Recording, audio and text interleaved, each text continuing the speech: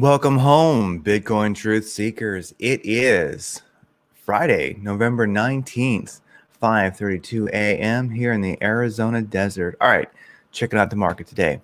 As always, BitcoinDailyView.com got more for you there. On another podcast that I do, Denis Kazakiewicz, I'll be actually talking to him about the Polish, or should say Poland border situation between Poland and Belarus.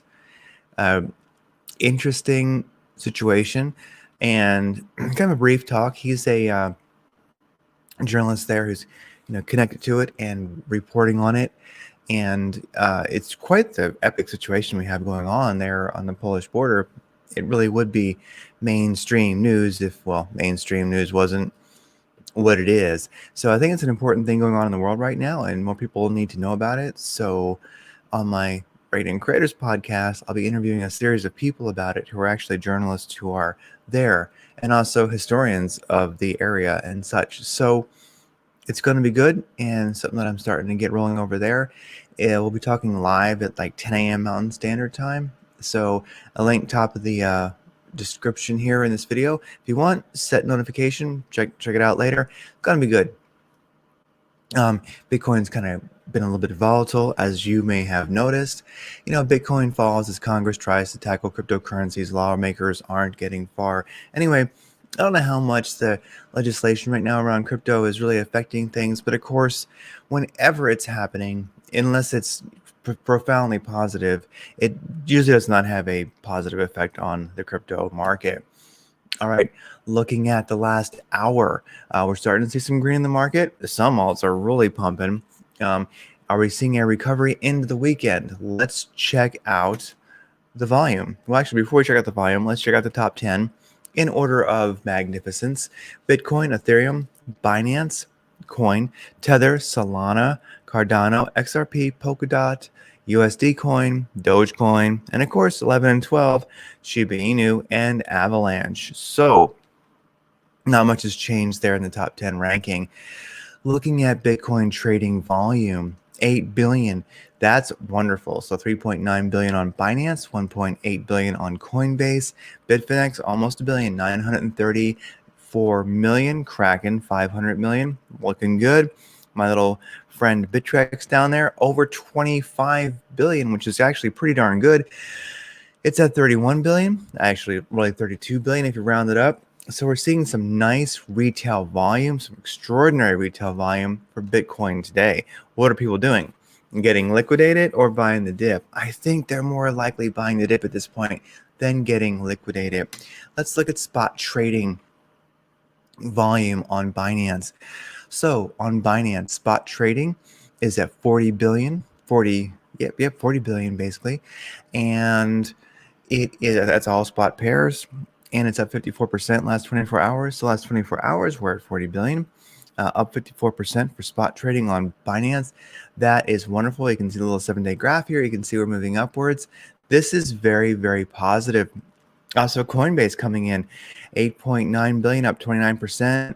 That's wonderful. So that probably encompasses Coinbase and Pro.Coinbase, I would imagine. So we're seeing some beautiful exchange traffic here. Even Binance .us, that's got 1.2 billion, up 75% last 24 hours. So that's really a wonderful thing. So we're definitely seeing really, I like to see 50 billion for a super good day, spot trading volume, but 30 will keep you going. 40, sweet spot, good to go. Let's look at derivatives. I like to see at least 70 billion. We're seeing 114 billion, up 114 billion. So yeah, 70 is good day. We're at 114. That's really wonderful. Up 48% last 24 hours. This is a glorious, glorious thing. Femex is up. It's at 5.6 billion, up 53%. I like Femex. It's kind of like a Bybit, but it's open for U.S. users without a VPN. Qcoin up 40% in volume for derivatives last 24 hours. I mean, we're doing good. Also, Crypto.com exchange for derivatives, 1.3 billion, up 7.8%. It's just nice to see it, in the game. So we're seeing some really nice spot trading volume, some great derivatives trading volume. So, and then Bitcoin volume is extraordinary.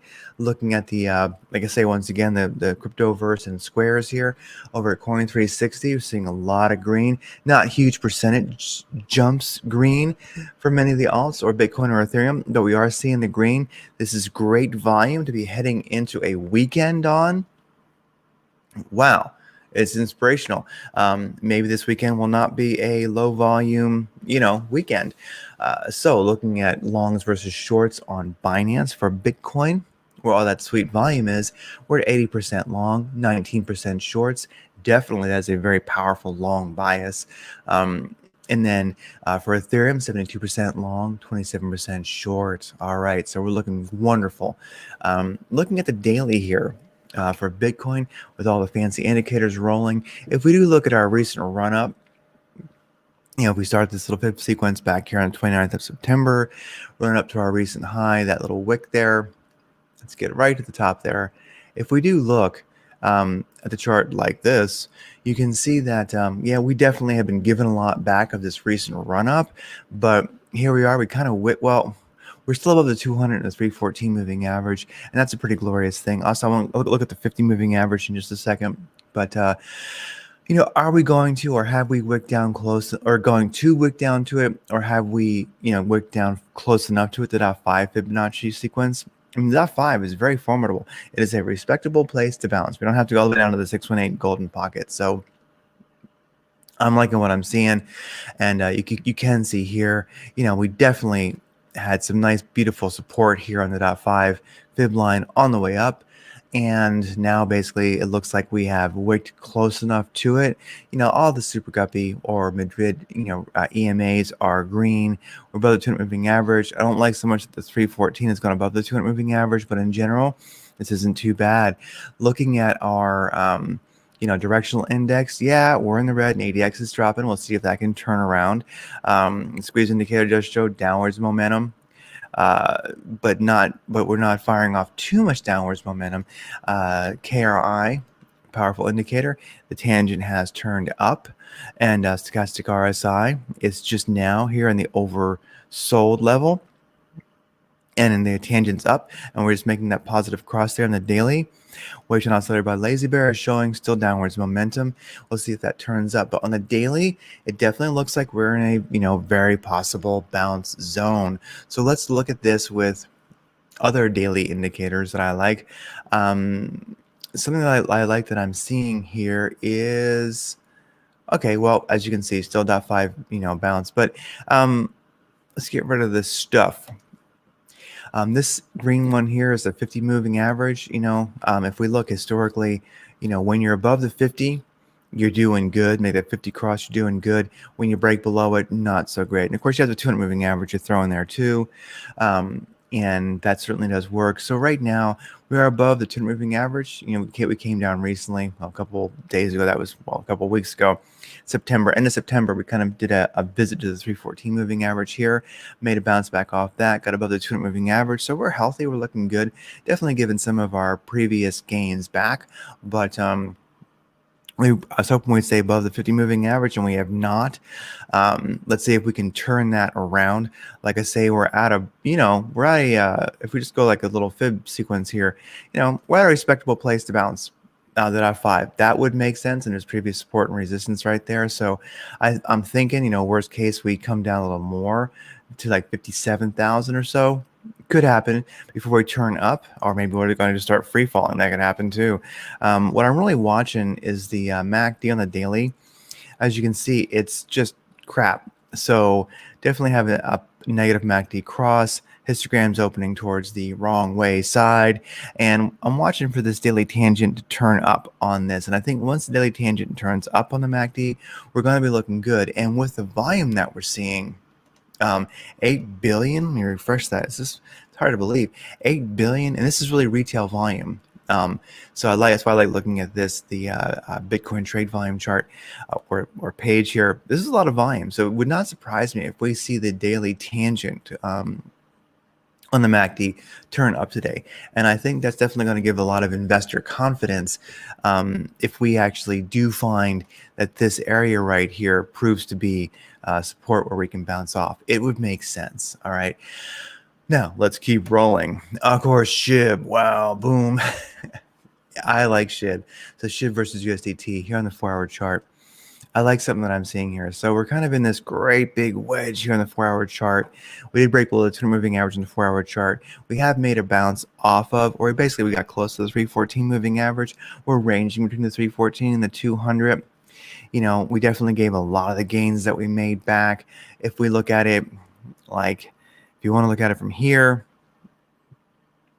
we're looking at like, you know, a 786 bounce, which is about as low as you can go before you're just kind of out of the game. Or if you want to go way back here, you can kind of see where we're making a, where we almost visited the 618 golden pocket there. So anyways, with that said, just looking at SHIB, you know, here on the 4-hour chart, we are ranging between the 200 and the 314 moving average. We definitely gave a lot of gains back. We're in this big wedge pattern. You know, it's going to have to do something. It kind of has broken towards the downside more than I would like to see that. But, you know, SHIB can do whatever it wants. It doesn't have to do anything. I'm just watching it. I want to hop in there because I think if it does start making gains again, they could be pretty explosive. So squeeze indicator showing upwards momentum here on the 45-minute chart. The directional index is still in the red, but as you can see, it's about to trend towards the green. We're going to watch that ADX tangent turn up when that happens. KRI is in the green. The stochastic RSI is definitely showing, you know, a lot of pressure here towards, you know, probably overbought maybe, but we can definitely, we'll work with that. And then of course here we go, just to get away from oscillator by lazy bear does show in the short time frame we definitely have some upwards room to go. But look at the stochastic RSI here and look at the hourly. Yeah, see, well, we're still moving up definitely here in the hourly, but watch out, we may need to cool off a little bit before we continue up, because like I said, I've, you know, of course mentioned before, you know, when you're up here on the overbought, you're probably going to go back down. Just like when you're down here on the oversold on the hourly, I know it's a short time frame, you're probably going to turn up. So with that said, be careful with SHIB right now because it looks like we might definitely here in the hourly chart, it's looking really nice. You know, 4-hour chart, not so great, but we are holding on to the gap between the 200 and the 314, and it's fine to range there. Also, you can see that we do have a bit of, you know, previous support and resistance here in the chart. It has bounced there before, so we might be in a sweet spot. Let's just see how it rolls. Like I say, it doesn't have to do anything to make me happy. Whatever it does, it's going to work. I'm just watching it. I'm kind of really watching for, it's going to take some work to get there. It's got to do a little bit of you know, moving this chart. Look at that. I think we're just turning green there on the directional index. So we're getting some upwards momentum. Just watch out. It may have to kind of get sideways and bounce a little bit sawtooth before it continues up because these are big gains it needs to make to get what I would consider healthy again. If I look at the range here from where we're sitting right now to get, I hate that indicator. Let's just go right here to the price range, not price range, sorry. Forecast from where we're sitting right now to get back above that 200 is 8%.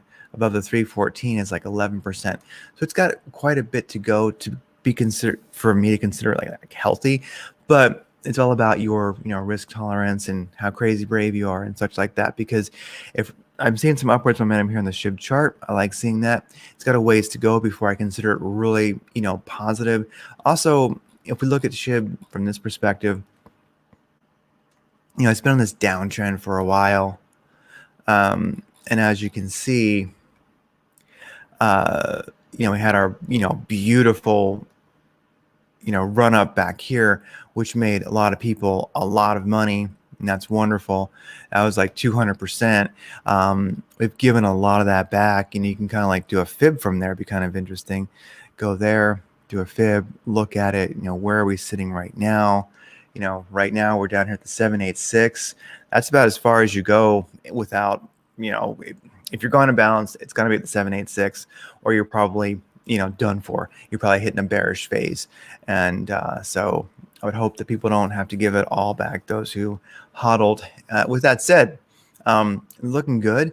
I think that you can also see, you know, you go way back historically a little bit, you can kind of see we're at, you know, a previous support in a previous bounce point, previous support resistance where we're at right now. So anyway, I'm not quite sure I'd want to hop in it yet. I think one thing, there's a good chance that if you do get in, if you were to get in, not financial advice, entertainment purposes only, but just be watchful, because when we hit that 200 moving average recently, as you can see on this downtrend that we've been in, it just has not been able to stay above it. So it's got a lot of push to get there. Although I will say, when something does give so much back and then finally makes that 200 moving average challenge and can break above it, that's where you see things happen. And looking at the fib, we're at a situation where that could happen. Looking at the chart, a place that could happen. I know I'm kind of going on about SHIB a little bit here. We will move on. I just know a lot of people who are into it, and I get a lot of questions about it every day. And I just think, hey, let's see what happens. It does have a complete ecosystem, etc. It's not the shitcoin many people make it out to be. And this would be a nice setup for a long downtrend where it's challenging that 200 moving average. You can't get above it. Fib level looks right. These indicators are turning up. Let's see what happens. I mean, look at that. It's really pushing right now. If it makes a break above that 200 moving average and 314 all in one or two candles and gets the blue diamond merit badge, that's going to be pretty wonderful. And looking at it, look at that. It's pushing this morning. That's wonderful. It's got to be a serious volume spike pushing that. It's getting ready to challenge the top of the RSI cave. It might find resistance there. Anyway, guys, I won't belabor it. SHIB, it's looking badass this morning. SHIB, boom, wow. Mana, I love it. It definitely made a 200 moving average bounce recently. Came down, challenged it. It's pushing. Its indicators look good. It's cooling off a little bit. But Mana versus USDT, it's kind of been on a rocket ship to Pluto recently. One of the things that I like about it, it's making its kind of gains nice and sawtoothy and smooth. It's good to go. If we kind of go back and look big picture, what's Mana been doing for a while? I mean, look at this insane thing. Bam! It just took off. That is wonderful. So, let's think about the 200 moving average and look at that blue diamond merit badge that it earned by breaking the 200 and the 314. It had been on a long, nice consolidation phase. I mean, and if we look here at the, look at what it made. Oh, damn, that indicator. Sorry. If there's a way to actually just remove that, somebody tell me. I hate it. I would never use that stupid ass thing. And it always pops up. Anyway, boom. If you were just hodling that Mana right now, you'd be up 430%. Even though you definitely would have given some back. And what's interesting here, let's just take a quick look right now. And where did this actually bounce on the fib sequence? Just to kind of show. Look at that. It kind of came. It pumped. Gave a lot back, came down, wicked down to the bottom of that 618 golden pocket there, came up, played with the .5 a little bit, played with the 382. Now it's really pushing hard, coming back. Is it going to bounce and continue up? Well, you know what? Looking at these indicators, the ADX is about to cross 25, got green directional index. Squeeze indicator is looking righteous. It's pushing. KRI is in the green, but coming down. Stochastic RSI shows that we're getting over an overbought phase here.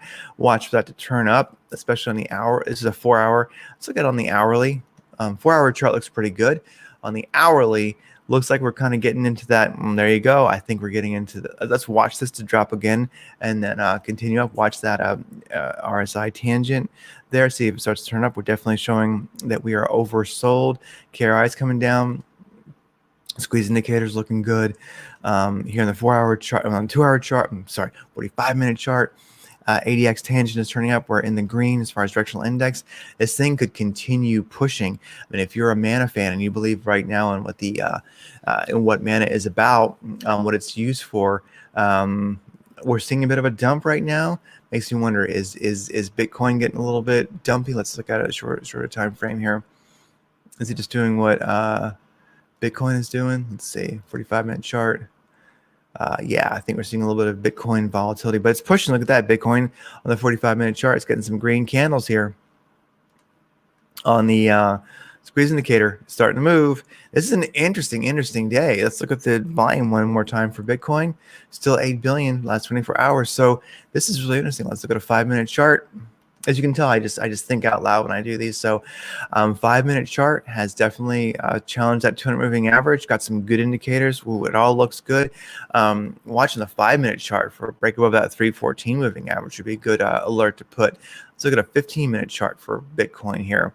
It's middle of the RSI cave, good to go, below that 200 moving average. Look for a challenge there. These indicators are definitely looking strong enough. With that said, I will not belabor it any longer. Bitcoin is still pushing.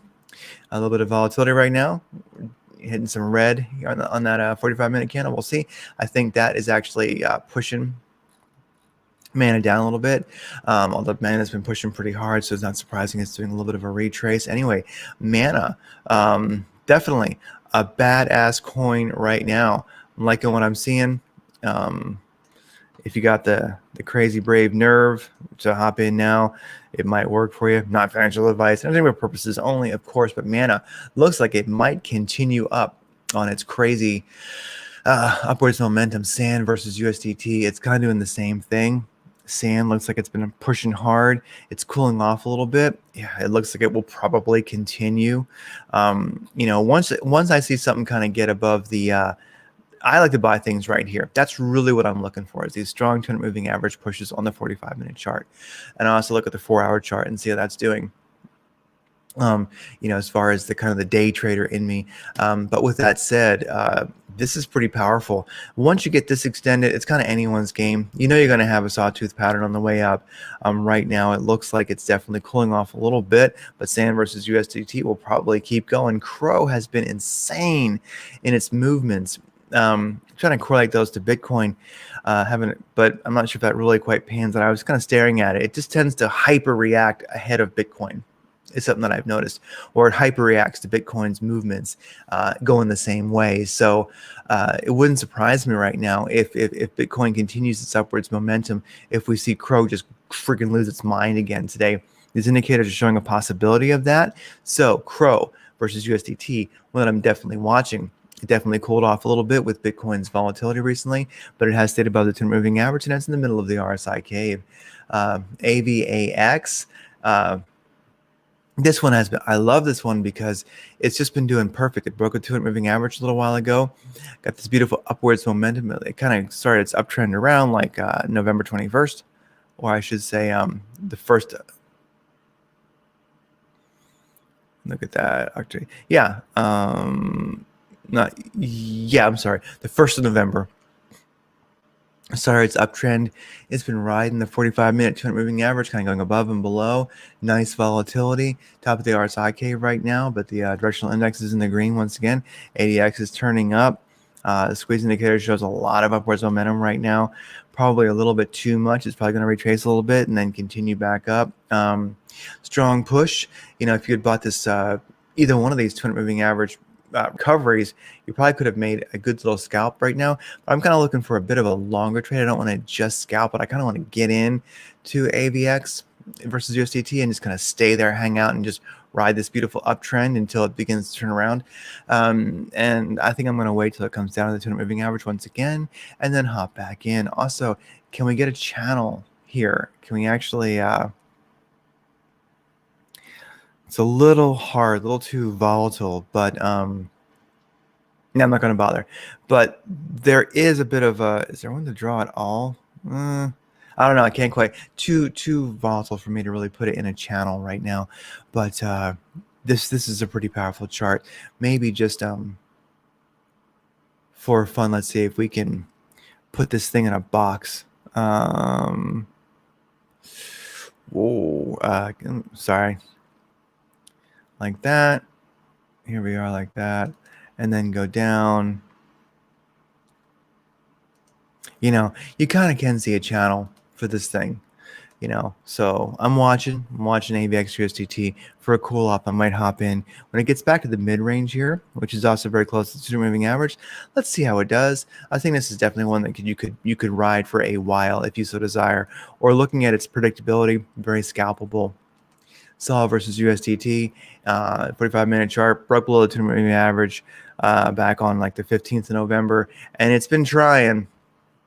but it can't quite push back into the really healthy zone. Although this morning, looking at the indicators, green directional index, ADX will probably start turning up. Squeeze indicator showing a hard push. Of course, stochastic RSI, especially when we look here at the hourly. Let's see how's the hourly look.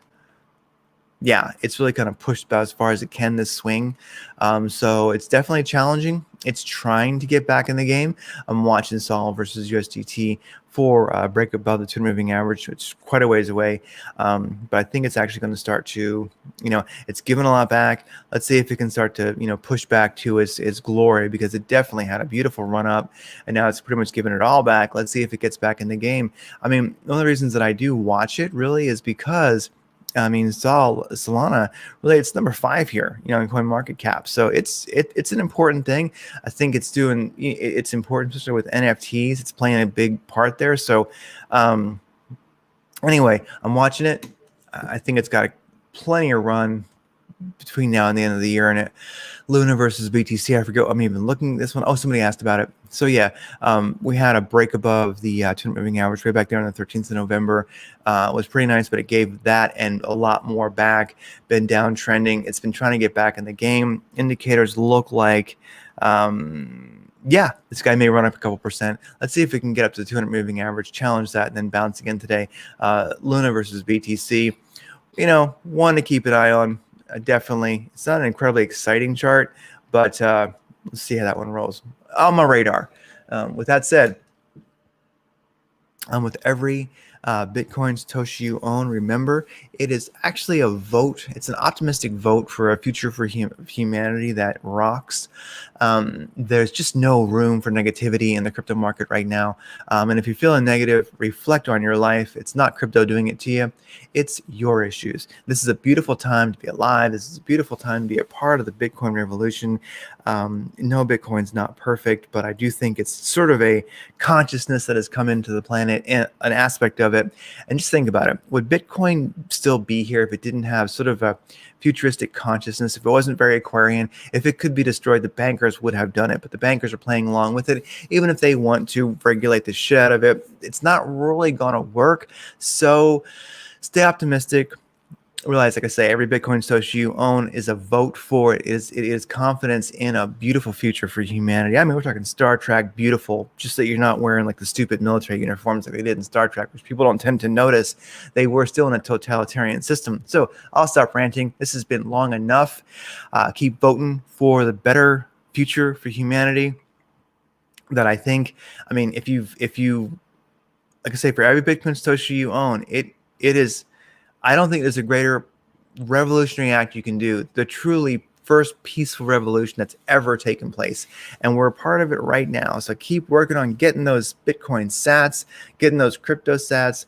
Everyone truly who believes, I think, deserves to not be worrying about their financial situation in life. They just need to be worrying, not even worrying, just enjoying creating wealth, and in that, making the world a better place. This is a beautiful thing. And for every Bitcoin Satoshi you own, remember, a piece of shit globalist cries. Take that, Klaus.